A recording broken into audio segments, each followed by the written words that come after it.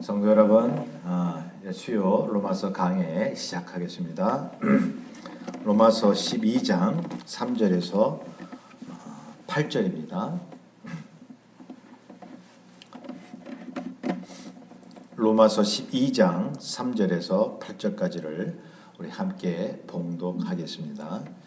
시작.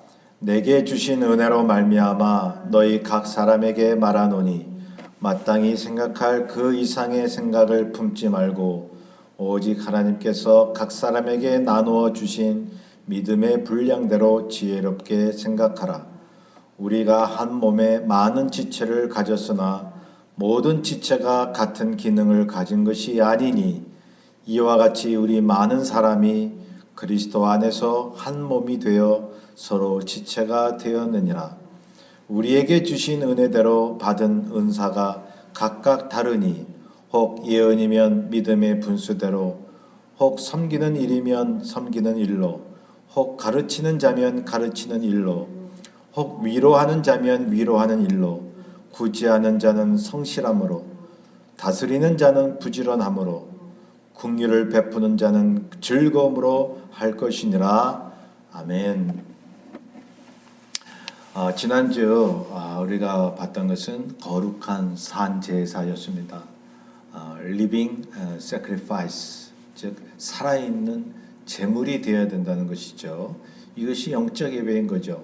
오늘 말씀은 그러한 거룩한 산제사, 영적 예배를 드릴 때에 우리는 과연 우리 성도들의 관계가 어떠하고 하나님과의 관계는 어떠한가 하는 것을 우리 한번 나눠보겠습니다.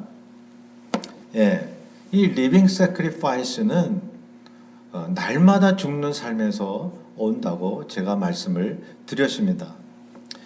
한 알의 밀알이 썩어서 죽어야 뿌리를 내리고 줄기를 내는 것이죠. 열매를 내는 것이죠. 여러분, 밀알을 심었는데 거기에 보리가 난다거나 다른 것이 나면 여러분 괴상한 그건 밀알도 아닌 것입니다. 자연 법칙에 어긋나는 것이죠. 그렇기 때문에 여기 보면 날마다 죽는 삶 속에서 어떻게 우리는 지체 역할을 할 수 있겠느냐 이거죠. 어떻게 한 몸이 될 수 있겠느냐 이거죠. 여러분, 그리스도를 믿으면 우리는 한 생각, 한 마음, 한 몸인 것입니다. 오히려 이 혈육 관계보다 예수 그리스도를 믿은 영적인 식구가 더 영원하고 더 진실한 관계 아닌가요? 그렇기 때문에 이 교회 생활이라고 하는 것은요, 바로 한 몸으로 같은 지체 역할 같이 봉사하고 하나님이 주신 각각의 달란트를 서로 사용하고 돕고 예배를 드려야 하는 것입니다. 여러분, 그래서 예배 시작합시다 하는 것만이 예배가 아니라 예배 시간 끝나고 서로 교제하는 것도 예배라고 제가 말씀을 드렸습니다.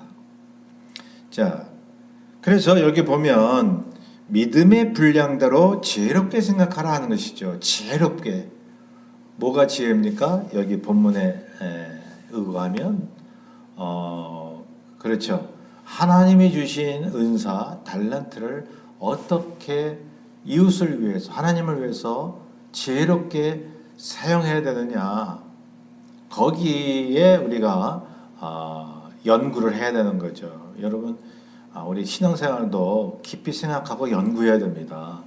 어떻게 저 사람에게 다가가야 되나, 어떤 말로 저 사람을 위로해야 되나. 여러분, 그것이 바로 교회 생활이라고 하는 것입니다. 그 교회 생활은 바로 세상에 나가서도 이어지는 것입니다. 자, 그런데 날마다 죽지 않으면 부작용이 일어난다는 것이죠. 자, 어떤 부작용이 일어납니까? 자기 달란트대로 믿음의 분량대로 예배를 드리려고 하지 않아요. 교회 생활을 하려고 하지 않습니다. 그저 남들이 하는 거 따라 하려고 그러고, 그리고 남들이 하는 것을 보고 시기 질투하고 손가락질하고 뭐 이러한 경우가 있지 않습니까? 그것은 날마다 죽는 삶이 아닌 것입니다. 날마다 죽는 삶은 겸손해지는 거예요. 낮아지는 거예요. 나보다 남을 더 높게 생각을 하는 것입니다. 더 존중하는 것입니다. 예, 그럴 때 우리는 교회 생활을 온전히 할 수가 있는 것입니다. 여러분, 제가 거듭 말씀드리지만 뭐 코로나 시대이기 때문에 영상 예배를 드리고 온라인 예배를 드려야 한다. 그래서 교회에 모이는 것을 마치 하나님께서 폐하시는 것처럼 얘기를 하시는 분이 계신데요. 절대 그 사람은 잘못 생각한 것입니다. 예, 여러분, 궁여지책으로 영상 예배를 드리는 것이지 정말 예배는요 모여야 하는 것입니다. 그래야 지체 역할을 할 수 있는 것입니다. 그래야 서로 섬기고 봉사할 수 있는 것입니다. 서로 사랑의 말을 나누고 서로 얼굴을 보며 몸을 만지며 서로 한 몸을 느낄 수 있는 것입니다. 여러분, 영적인 삶이 꼭 마음으로 보이지 아니하는 어떤 그런 믿음으로만 그런다고 생각을 하시나요? 큰 오산인 것입니다. 여러분, 그것이 보이지 않는 세계가 먼저 앞서야 되는 것이지만 하나님은 필요해서 물질 세계, 보이는 세계도 우리에게 주셨다는 것입니다. 그래서요, 믿는 사람끼리 한 몸이기 때문에 서로 허깅도 하고 서로 악수하고 손 붙잡고 서로 기도해주고 이게 얼마나 중요한 줄 아십니까? 그래서 영적인 삶을 산다고 해서 여러분, 눈에 보이는 세계를 경홀히 여기는 사람들은요 영적인 세계조차 모른다고 하는 것입니다. 자, 여기 본문을 계속 이어나가면 우리가 날마다 죽는 삶을 살면 하나님이 주신 달란트와 열매로 자란다는 것입니다. 예, 하나님 주신 은사도 개발이 되고 성숙되어 가는 것이죠. 예, 여러분, 열매는 어떤 사람이든 맺어야 되는데 사랑과 희락과 화평과 오래 참음, 자비, 양선, 충성, 온유, 절제 이것을 누구나 맺어야 되는데 여러분, 달란트는 서로 다르다는 것입니다. 이 달란트는요 재능으로 우리가 번역을 하는데요. 여러분, 그 기프트, 은사라는 말이 있죠. 그러면 이게 뭐 같은 거냐 다른 거냐 뭐 그렇게 토론하는 사람도 있는데 여러분, 이 재능이나 은사는 여러분 같다고 저는 보는 것입니다. 예, 여러분, 태어날 때부터 노래를 잘하는 사람은 은사죠. 하나님 주신 기프트, 선물이죠. 하나님 주신 재능, 달란트라고 볼 수도 있잖아요. 예, 그러므로 하나님이 주신 달란트대로 사용을 하면 하나님께 영광인 거죠.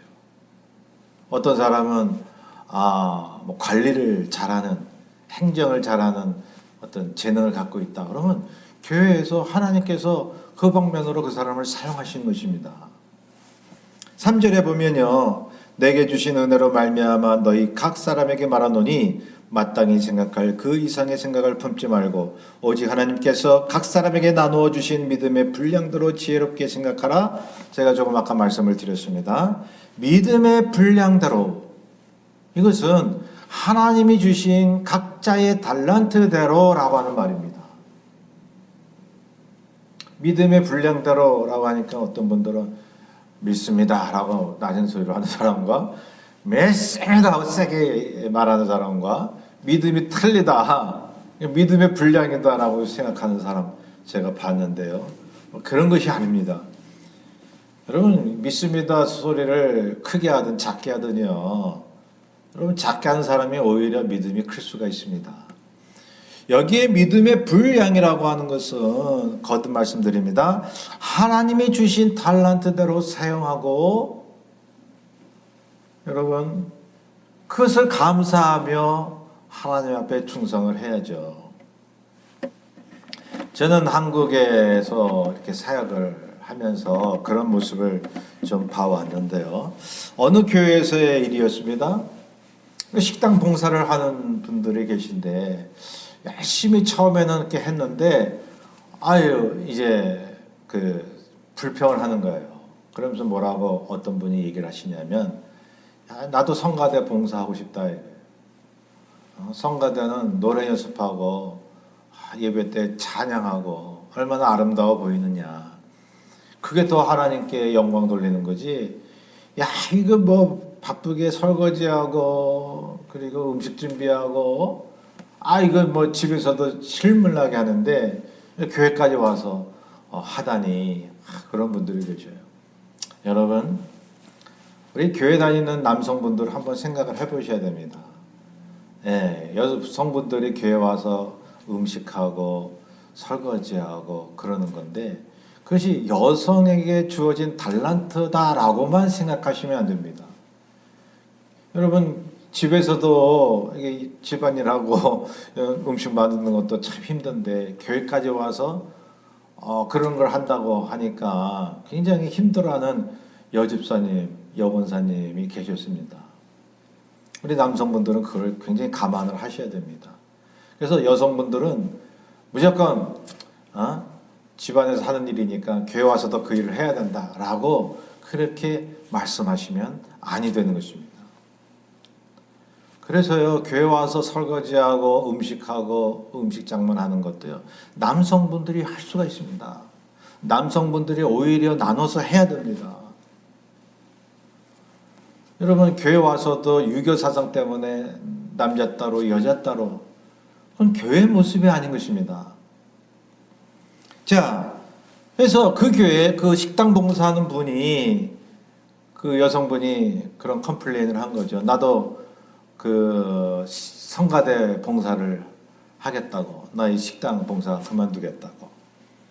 그런데요, 그것이 불평으로 마치 성가대 하는 것이 더 하나님께 영광이고 주방에서 일하는 것은 영광이 아니고 이러한 차별을 두는 생각이라면 여러분, 그분은 잘못된 생각입니다. 오히려 힘들수록 하나님께서 더 알아주시고 더 힘주시고 더 갚아주시는 거 아닙니까?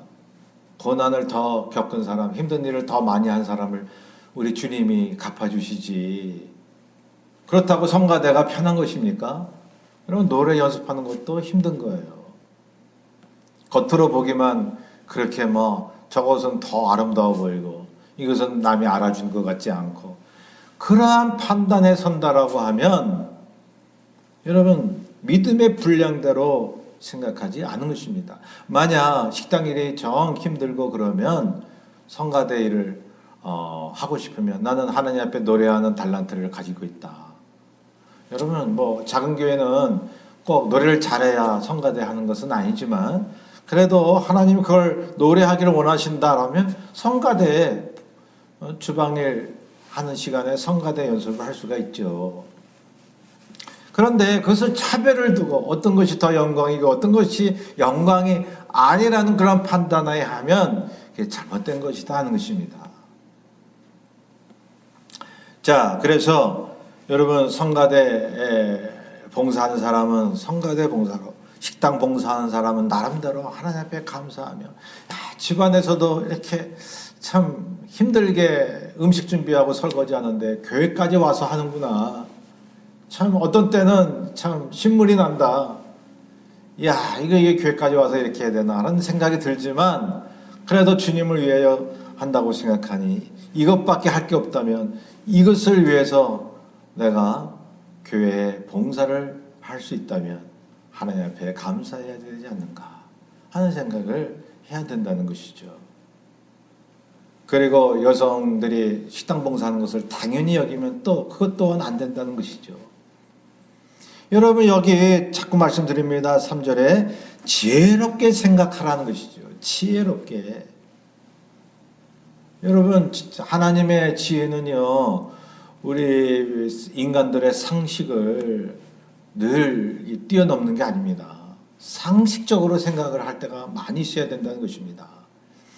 자, 어떤 분들은 교인들 중에 그런 사람이 있습니다. 나도 말씀을 가르치고 싶다고. 교육자만, 목사, 전도사만 말씀 가르쳐? 나도 가르치고 싶어. 그러면 말이죠. 성경을 연구하고 공부를 해야죠.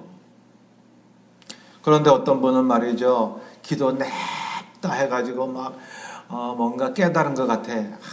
그러니 막 신령해진 것 같아가지고 막 가르치려고 하고, 막 사람들을 만나는 사람마다 막 성경 말씀 대고 막 이거 아느냐고 그러고.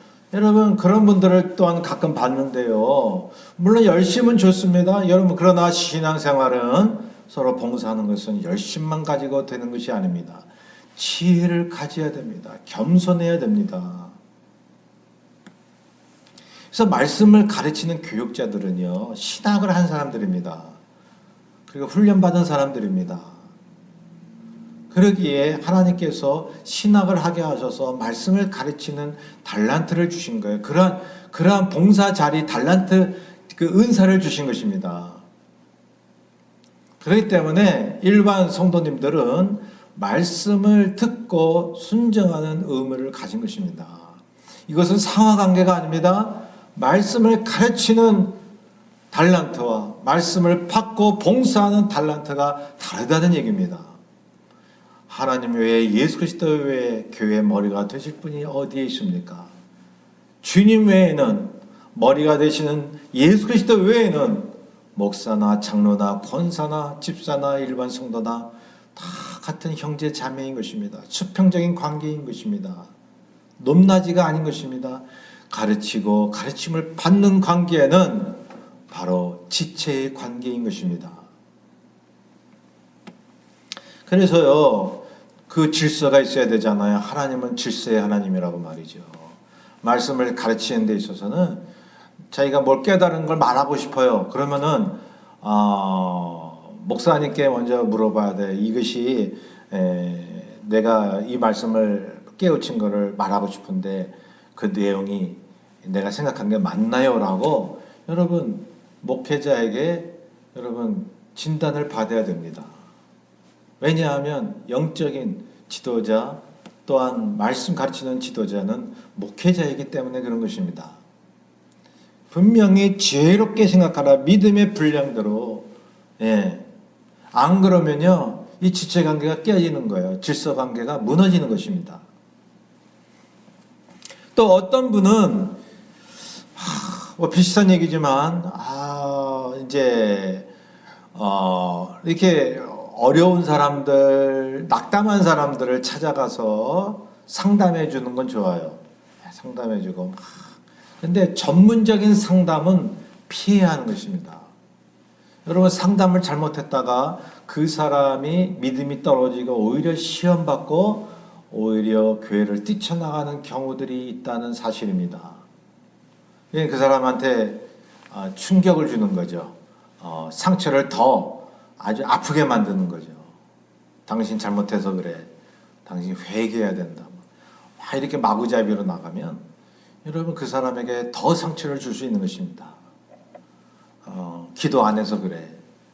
여러분, 그래서 교회에서는요, 목회자가, 교역자가 상담 공부를 하고 상담 역할을 할 수 있어야 되지만, 그러다가 어느 정도 규모를 갖춘 교회는요, 전문 상담가를 둡니다.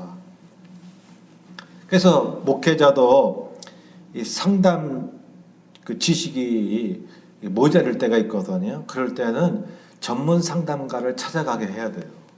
물론 크리스찬 상담가.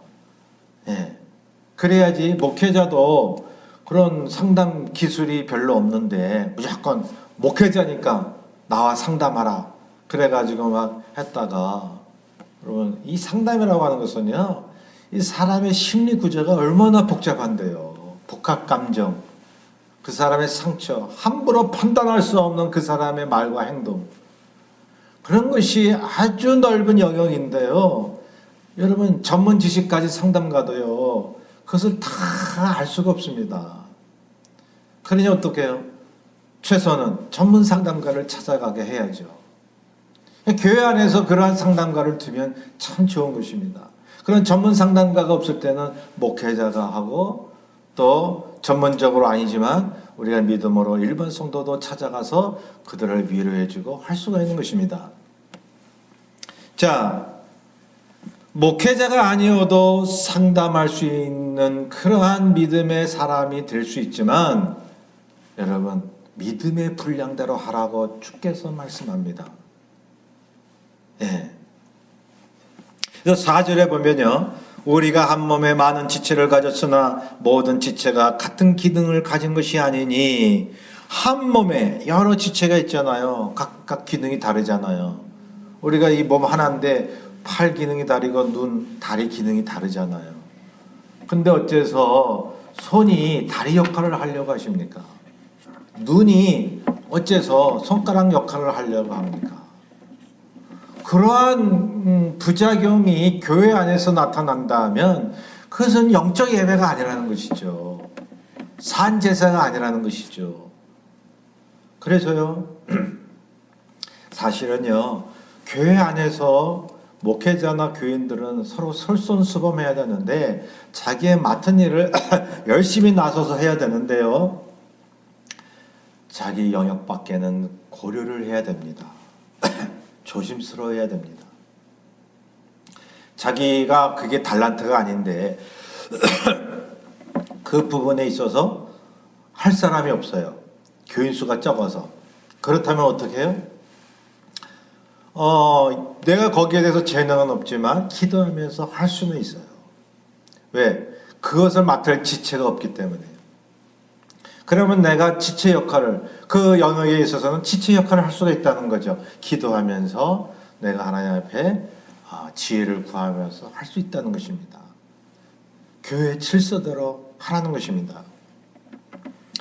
그래서 이 지체는 서로 보완 관계에 돕는 관계가 있다는 것이죠. 그래서 6절에 다시 그런 얘기를 하죠. 우리에게 주신 은혜대로 받은 은사가 각각 다르니 혹 예언이면 믿음의 분수대로, 혹 섬기는 일이면 섬기는 일로, 혹 가르치는 자면 가르치는 일로 라고 말씀하고 있습니다. 이 예언이라고 하는 말이요, 두 가지 의미가 있습니다. 첫째는 foretelling, 미리 말한다는 거예요. 미래의 일을 미리 얘기한다는 거죠. 흔히 그거를 예언이라고 생각을 하죠. 근데 이 옥스퍼드 사전의 의미는, 또 성경적인 진정한 의미는요, 하나님의 뜻을 전달하는 거예요.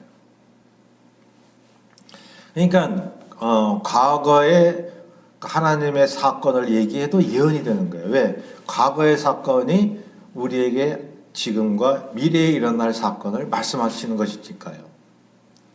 그래서 유형론적인 해석이다 이런 말을 많이 해요. 네. 그래서 이제 보면 여기 예언은 여러분 설교자가 하나님의 뜻을 전달하는 그러한 메신저 아닙니까? 그래서 이 주를 이루는 위치는 이 설교 단상이라는 거죠. 예언의 메시지를 전달하는 그러한 위치에 있는 사람들은 말이죠. 예. 그래서 여러분 보시면 메시지를 전달하는 그 주 업무를 맡은 사람, 목회자인데 말이죠. 만약 목회자가 없는 교회가 있어요. 또 어떤 선교지에서, 오지에서 이렇게 성도끼리 모였는데 신학을 공부하지 않은 전문적인 설교자가 없어요. 그럴 때는요, 여러분 그 중에서 지혜롭게 하라는 거예요.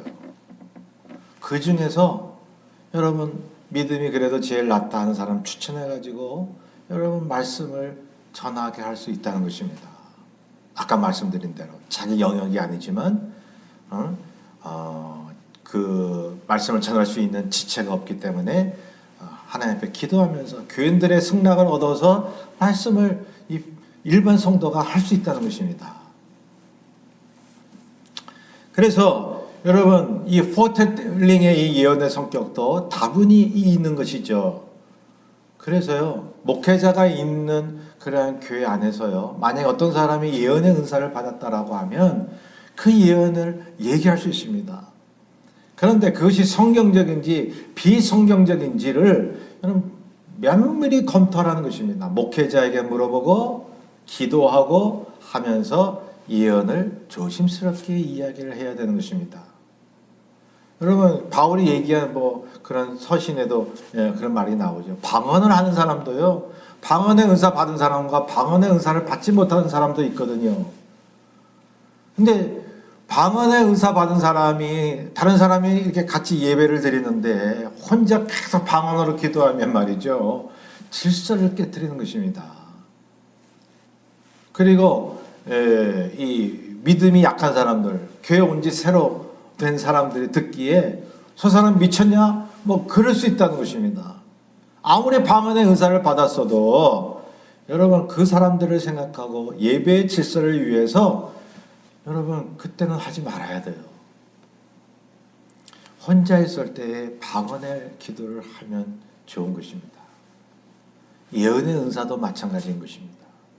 모든 것이 질서인 것입니다. 질서를 깨뜨리는 믿음, 질서를 깨뜨리는 은사, 질서를 깨뜨리는 그러한 복음 전도는요, 하나님이 인정하지 않습니다. 하나님이 제일로 보시는 것은 한 몸을 이루는 지체 역할을 하느냐.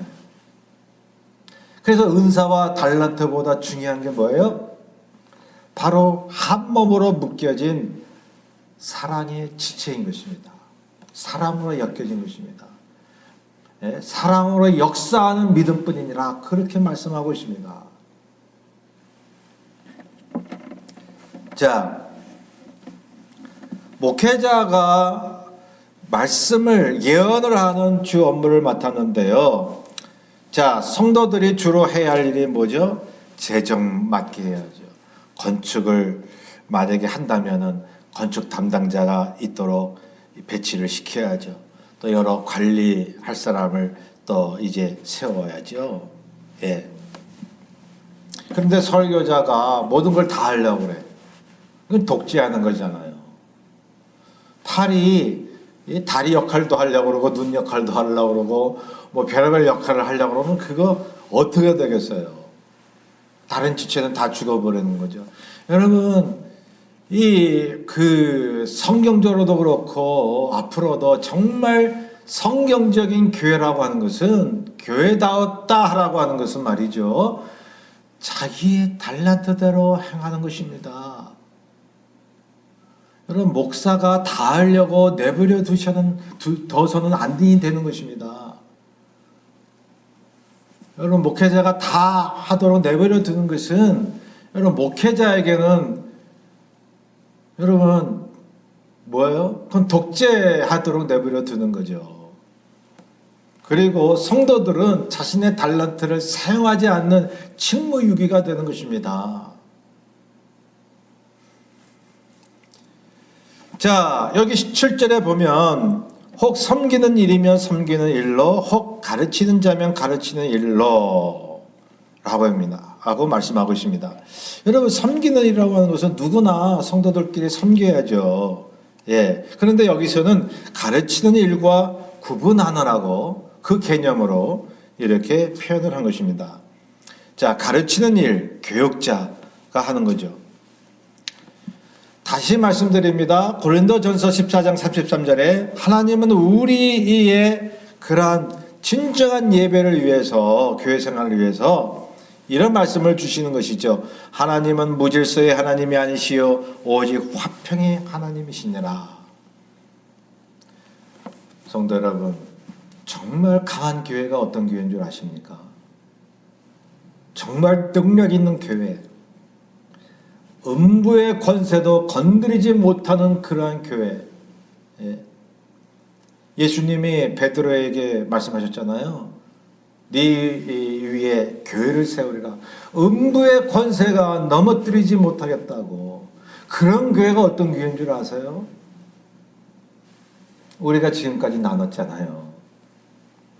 예수 그리스도를 머리로 모시고 우리들은 한 형제 자매로서 서로 사랑으로 지체로서 묶여진 그러한 끈끈한 공동체가 될 때에 어느 교회보다도 강한 교회가 될 수 있는 것입니다.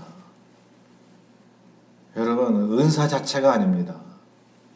어떤 보이는 능력 자체가 아닙니다. 기도했더니 점도 많이 했더니 뭐 양적으로 수가 불었다, 그 자체가 아닙니다.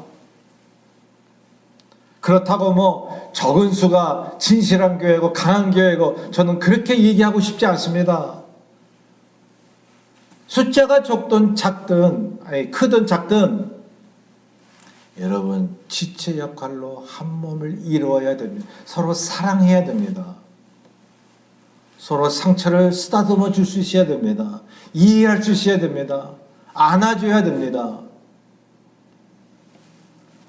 8절을 계속 보면 혹 위로하는 자면 위로하는 일로 구제하는 자는 성실함으로 다스리는 자는 부지런함으로 긍휼을 베푸는 자는 즐거움으로 할 것이니라. 여기도 보면 위로하고 구제하고 다스리고 또 긍휼을 베풀고 누구나 믿는 자라면 다 할 수 있는 것이죠.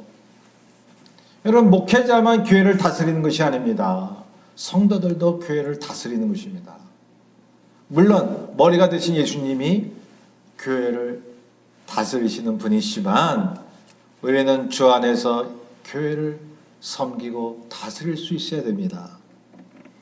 자, 위로하는 자, 특별히 상담적인 달란트를 가진 사람이 있습니다.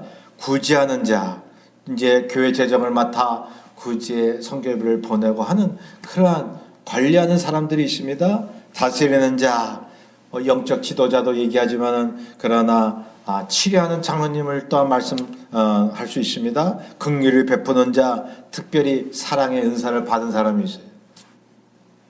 누구나 다 믿는 자는 사랑을 베풀어야 되지만 특별히 하나님 앞에 남을 사랑할 수 있는 마음을 가진 사람이 있어요. 그건 축복이에요. 그래서 은사 중에 사랑의 은사가 가장 큰 거라고 말씀하고 있잖아요. 그래서 자기도 모르게 남들보다 가난한 사람에 대해서 막 측은지심이 들고 막 사랑이 가고 하는 분이 계시거든요. 하나님이 주신 믿음이고 은사다 그렇게 생각하셔야 돼요. 그 은사를 사용해서 사랑을 마음껏 베푸셔야지. 그 도와줄 마음 베풀 사랑이 있는데도 묻어두면요, 여러분 달란트와 은사도요 사용하지 않으면 퇴화되는 것입니다. 여러분 하나님이 주신 선물을 사용하시길 바랍니다. 자기의 달란트가 아직까지 무엇인가를 발견하지 못한 분들은 기도하시기 바랍니다. 여러분 하나님께서는 누구나 다 그 재능을 주셨습니다.